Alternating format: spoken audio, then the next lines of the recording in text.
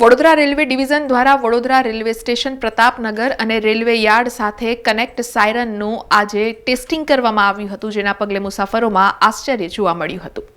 Vadodara railway division દ્વારા IP high alert alarm સાયરનનું testing કરવામાં આવ્યું હતું.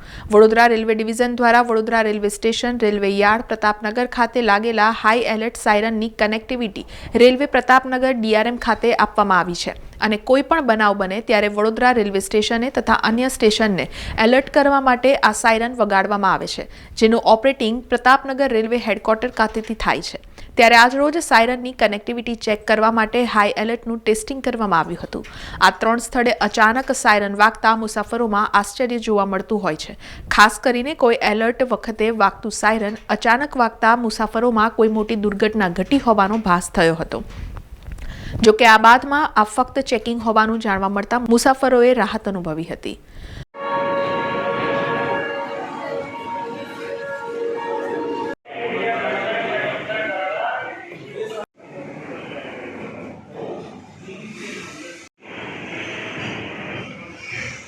સમાચારોના સતત અપડેટ માટે TNN ન્યૂઝને YouTube પર સબસ્ક્રાઇબ કરી બેલ આઇકોન પ્રેસ કરો અને અમારી સાથે જોડાયેલા રહો Facebook, Instagram અને Twitter ઉપર.